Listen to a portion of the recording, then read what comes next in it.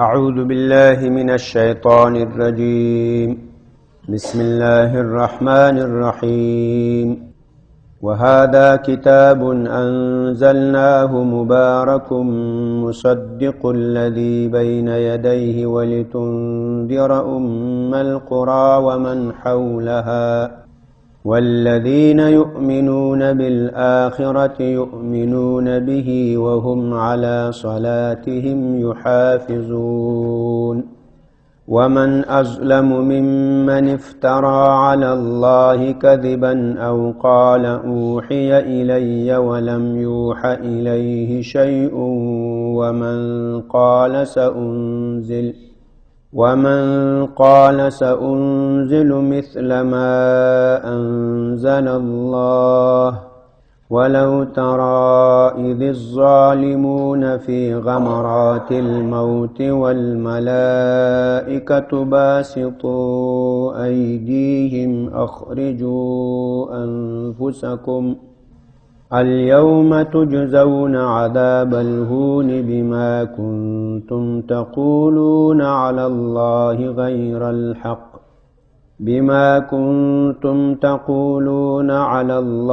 غير الحق وكنتم عن آياته تستكبرون بسم الله الرحمن الرحيم سورة الانعام آیت نمبر 92 د دې آیت مناسبت مخکې سره بالکل واضحه ده.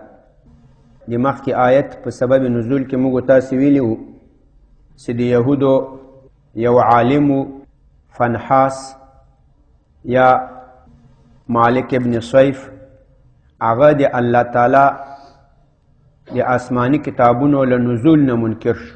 وایي الله بیخي آسماني کتابونه نه دي نازل کړي. الله تعالی یې په رد کې دا مخکنی آیت نازل کو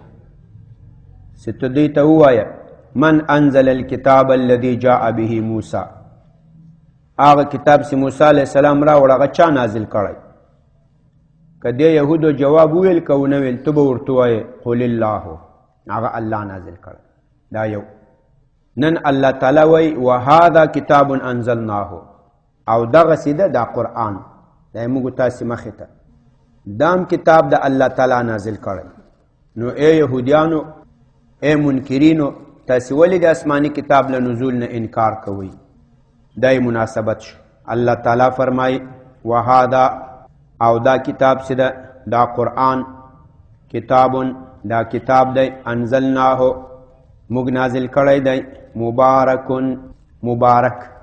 دا صيغه د اسم مفعول ده. لبارک یبارکو مبارکتن، اسم فاعل مبارک راځي، دا په یو ماخوذ د برکت نه. برکت خیر کثیر ته وایي، ډیر خیر.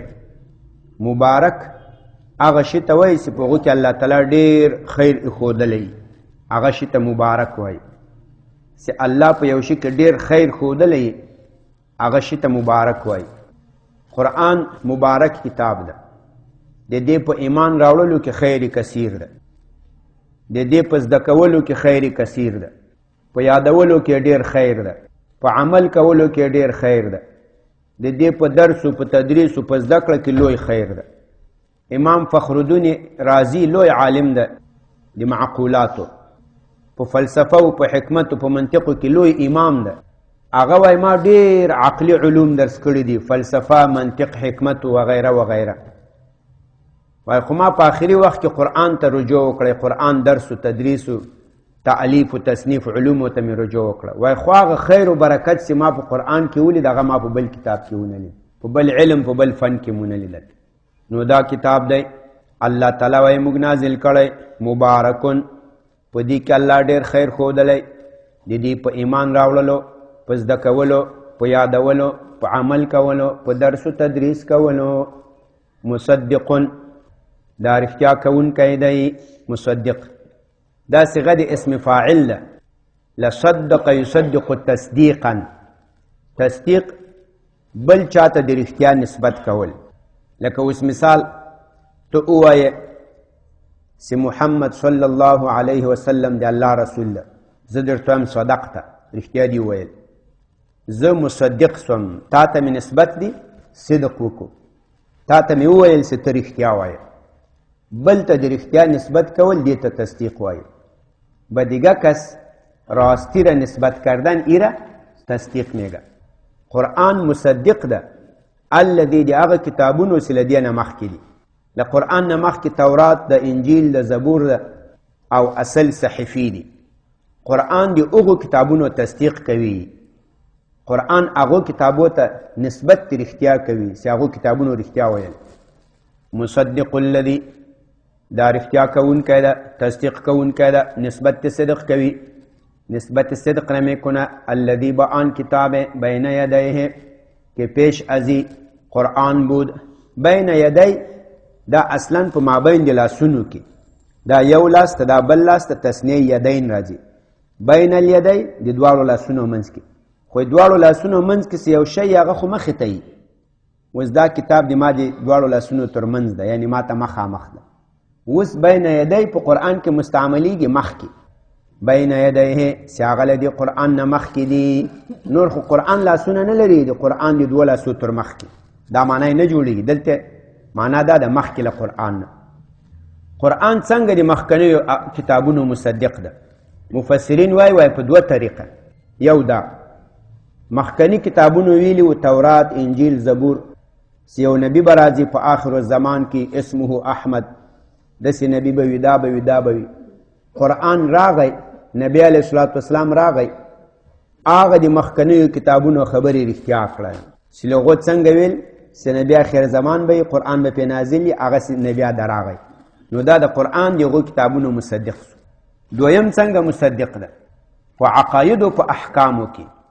په تورات او په انجیل کې چې کوم عقیده بیانېده هغه په دې قرآن کې بیانېږي په زبور او په صحائف او آسمانیو کې چې کوم عقیده بیانېده هغه په قرآن کې بیانېږي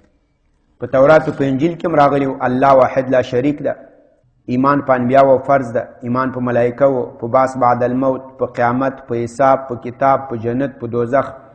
دا ایمانیت په هغه کې دا په قرآن کې دي په هغه کې توحید بیانېدو په دې کې توحید بیانېږي په هغه کې رسالت بیانېدو دلته رسالت بیانېږي نو دا د قرآن د هغو کتابو مصدق شو ولتنذر القرى ولتنذر او ترڅو تو وویروي انذر ينذر انذار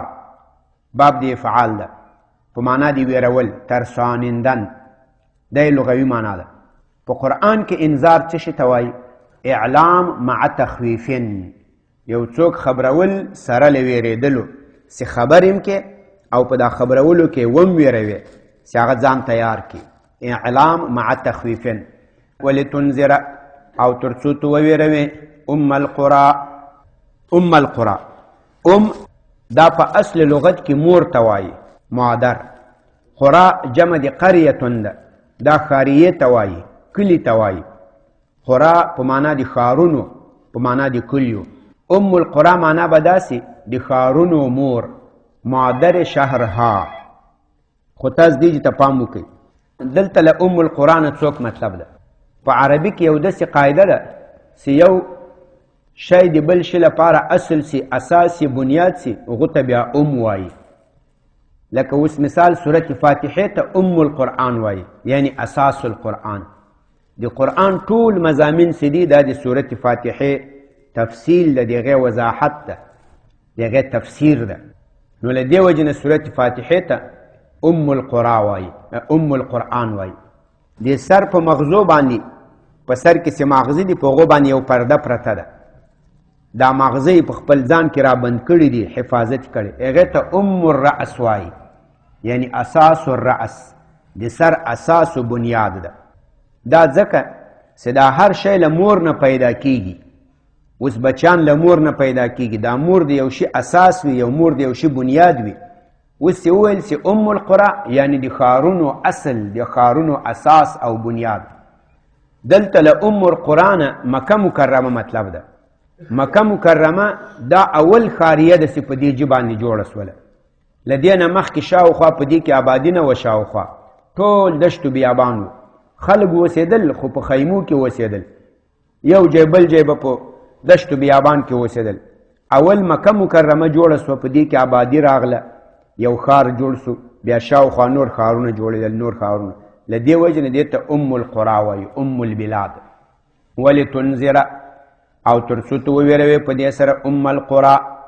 دا د ښارونو مور، دا د ښارونو اساس و بنیاد چې هغه مکه مکرمه ده. دلته بیا تقدیر د مضاف هم شته پکې، هغه تقدیر له دې وجې نه چې ښاریه خو نه ویرول کېږي، ښار خو دا دیوالونه دې ته وایي، نو تقدیر به وکړو ولتنذر اهل ام القرا،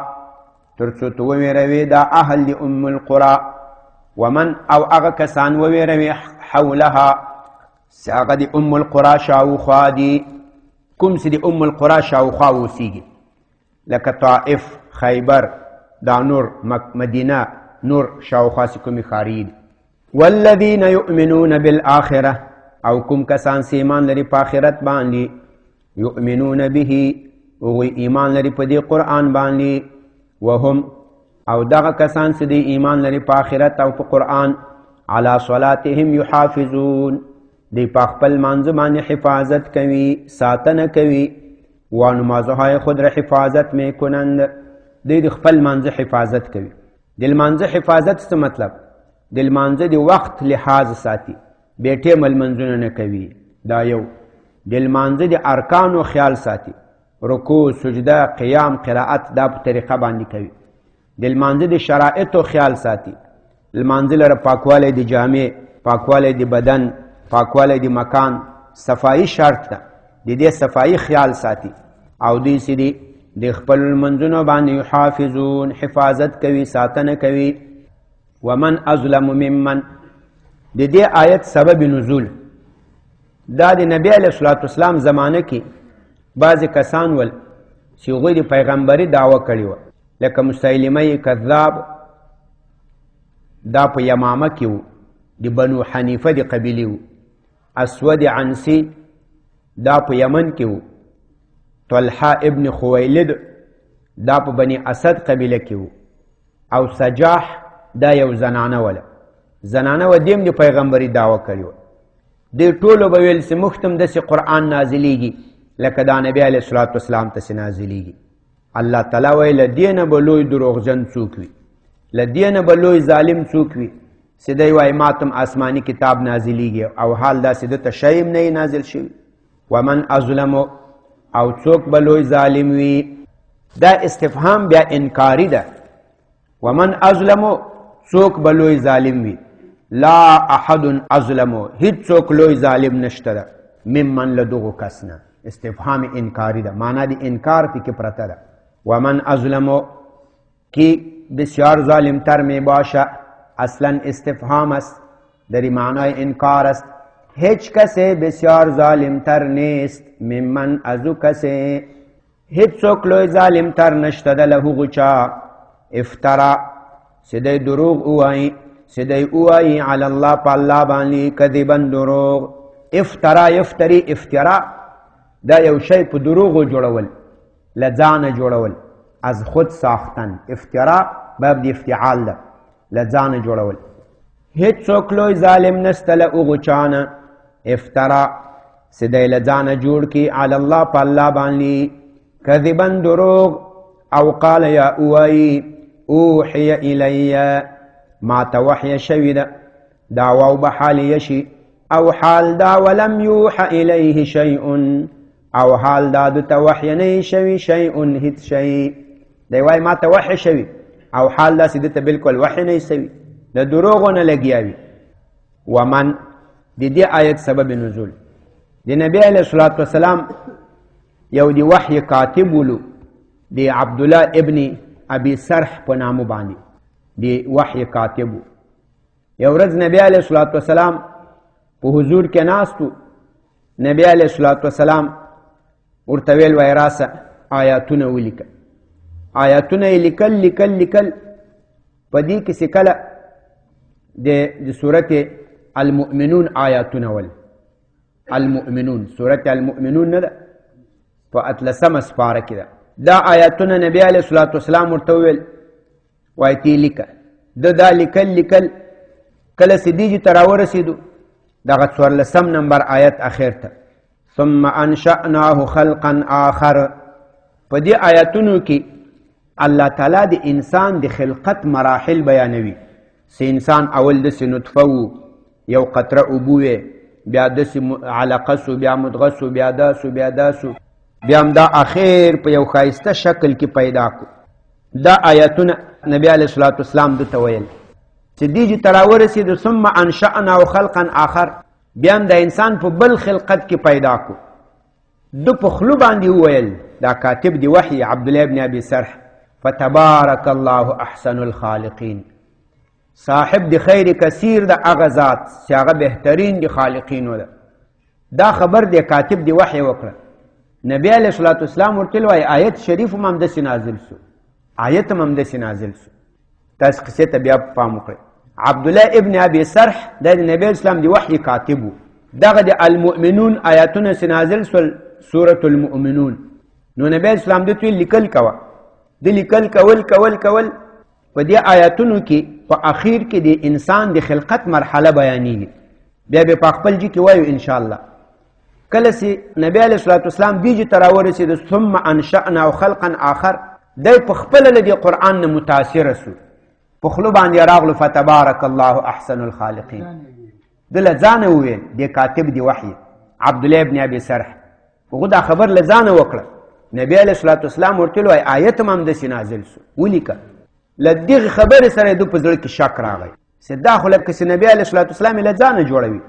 خدای ما په زړه کې هم راغلو، د په زړه کې هم راغلو. له دغې ورځې نه دی مرتد سو، لاړ وتښتېدو. وایي دا نبی علیه الصلاة والسلام له ځانه قرآن جوړوي، چې چې شی په زړه کې ورځي هغه وایي. وایي دا دی ما په زړه کې داسې راغلو، ومې ویل وایي دوی دغه قرآن ده. دا لاړ وتښتېدو مکې ته، مرتد سو. نبی علیه الصلاة والسلام سي په 8 کال د هجرت مکه فتح کړه. عبدالله ابن ابي سرح د ده د قتل حکم یې وکړو چې دا به مړ کوي چې چېرته وي. دا عبدالله ابن ابي سرح د عثمان رضی الله عنه رضایي ورور و. دا راغی عثمان ابن عفان رضی الله عنه ته، هغې له ځان سره پټ کړو. کله چې حالات کلار سول، نبی علیه الصلاة والسلام ته راوست، و یا رسول الله عبدالله ابن ابي سرح ته معافي وکړه. نبی علیه السلام مخ ځینې واړول. بیا دې خوا ته راغی عثمان رضی الله عنه، و یا رسول الله عبدالله ابن سرح ته معافي وکړه. دې بلې خوا ته مخ واړول. دې پلو ته پسې راغی. نبی علیه الصلاة والسلام مجبور سو، بس معاف نه کړو. عبدالله ابن ابي سرح بیرته له ځان سره بوتلل، معافي وشوه. نبی علیه الصلاة والسلام ویل دا صحابه چې کوم ناست ول، وایي ما 3 ځلې مخ واړول، په تاسو کې یو هم نه ولسي ورپورته چې دا سر یې ورنوال وځئ، یکم در شما نبود که بالا شو سر شبو پرانه. ایو صحابي ورته ویل یا رسول الله تا خو په سترګو کې لږ اشاره کړې وه. نبی علیه الصلاة والسلام ویل پیغمبر ته دا مناسب نه ده چې هغه په سترګو کې خیانت کوي، اشارې کوي. تاسې باید د ماله د مخ اړولو نه پوسوي وای. نو الله تعالی دا آیاتونه نازل کړو. بعضې داسې خلک دي هغه وایي که زه وغواړم زه به هم داسې آیاتونه جوړ کړم لکه کوم چې نبی علیه الصلاة والسلام ته نازلېږي. ومن قال، او څوک به لوی ظالم وي، هېڅوک لوی ظالم نه ده له هغو چانه. قال چې هغه وایي سأنزلو، زرد زبا نازل کم مثل ما، په مثل د هغه آیاتونو انزل الله، کوم چې الله تعالی نازل کړي دي. له دې نوم بل څوک لوی ظالم نشته چې دا خبرې کوي. تفسیر قرطبي لیکلي وایي د قیامت تر ورځې پورې څوک چې دا دعوه وکړي چې ما ته وحی کېږي، دا آیت په ده باندې تطبیق ده. څوک چې وایي زه پیغمبر یم، دا آیت په ده تطبیق ده. ومن اظلمو، څوک به له دې نه لوی ظالم وي، هېڅوک هم له دې نه لوی ظالم نشته. لکه دا نن سبا سي دلته دا قادیانان دعوه کوي چې غلام احمد قادیانی دا پیغمبر و. دا پیغمبر نه و، دا لوی ظالم و، لوی دروغجن و چې دی په الله دا دروغ وایي. نه وحی سته نه شی سته. یا الله فضل په افغانستان کې دا مصیبت نسته. پخوا زمانو کې د قاضي عبداللطیف په نامه یو کس و، دا راغلی و دلته د غلام احمد قادیانی ته. تقریبا لنن نه داسې 80 کاله 80 کاله مخکې به و. بیا د قاضي عبداللطیف په دې باندې ایمان راوړی و. بیا هلته کابل ته لاړه، د وخت پاچا راونیو، ملایان یې پرې باندې راټول کړل او ایسته سړی مړ کړو. وایي دا مرتد ته سړی مړ کړو. قصه همدغسې کلاره سوه، ورکه سوه. نو دا دروغ وایي. تر قیامته چې څوک دعوه وکړي چې زه پیغمبر یم، ما ته وحی کړي، هغه دغه دروغجن ده.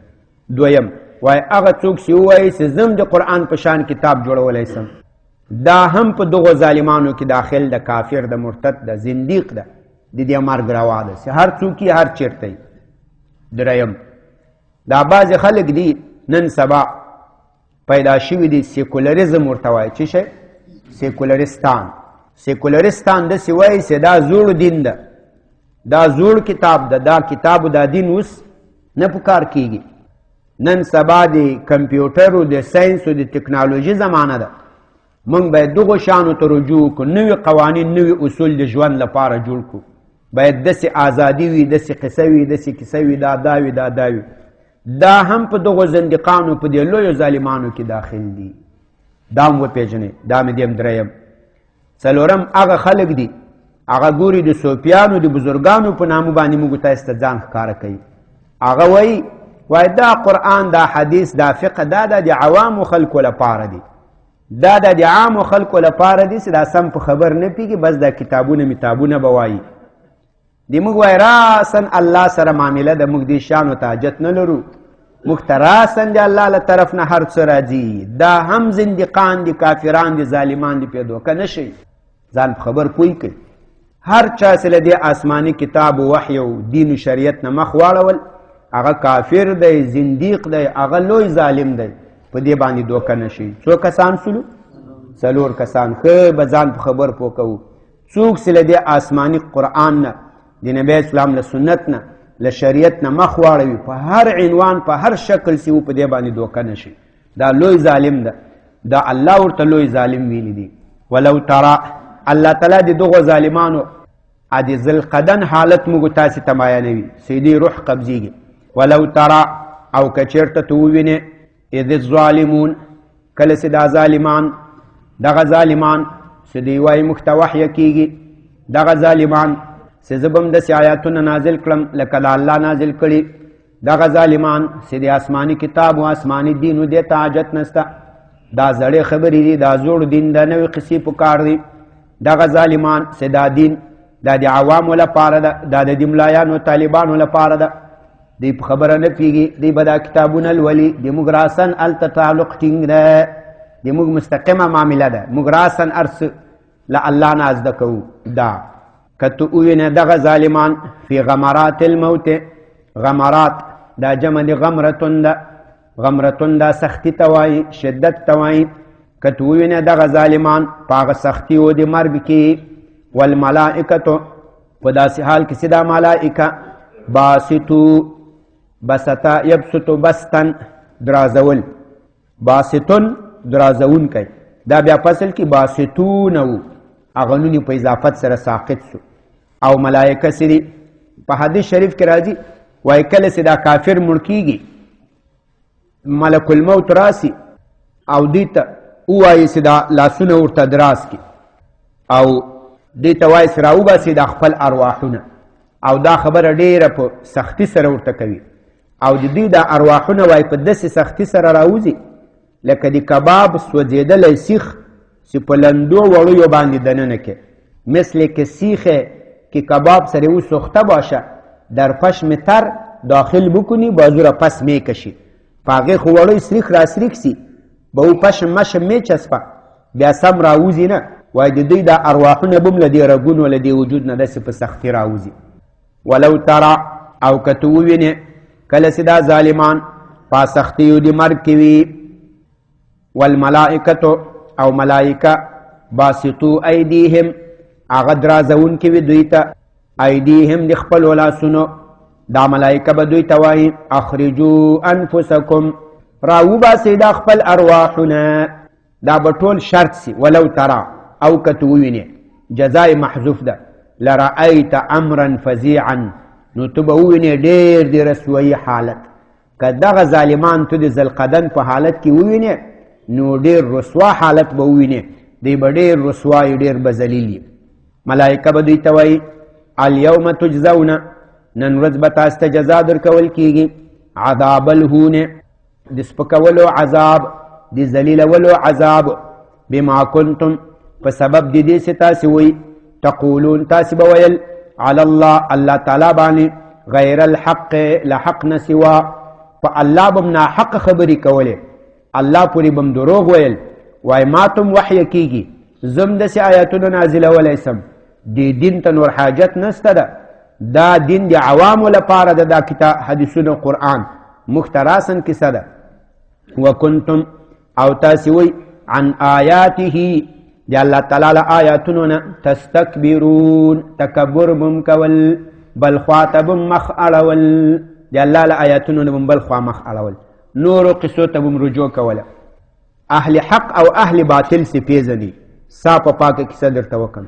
چې چا دا قرآن ټینګ رانیولی یو دا قرآن شریعت دای رانیولی یو په دې عمل کول بس دا اهل حق دي او چې چا وویل چې د قرآن ته حاجت نسته د وحي ته حاجت نسته نورې خبرې کولې دا ذات اهل باطل دي دا مستکبرین دي دې ته به الله تعالی د دې له وجې نه جزا ورکوي تر همدې پورې بس ده سبحان ربك رب العزة عما يصفون والسلام على المرسلين والحمد لله رب العالمين یا الله د قرآن کریم ترجمه او تفسیر خپل حضور کې قبول او منظور کې که څه زیادت او نقصان شوی ته مخ ته معافي وکړي د دنیا او د آخرت سعادت هم نصیب کې زړونه هم د قرآن په علومو باندې روښانه کې اعمال هم په قرآن او په شریعت باندې جوړ کې ژوندونه کورونه ملکونه هم یا الله په قرآن راته جوړ کې راته روښانه کې یو مریض دعا غوښتلې ده وایي اپریشن یې د دعا ورته وکړي الله دې صحت عافیت نصیب کړي اپریشن دې الله تعالی کامیاب کړي یا الله ټول د تا بندگان یو خپل عبادت اطاعت بندگی ته یا الله جوړ روغ صحت راکړي په مالونو په عمرونو کې خیر او برکت واچوي وصلی الله تعالی علی خیر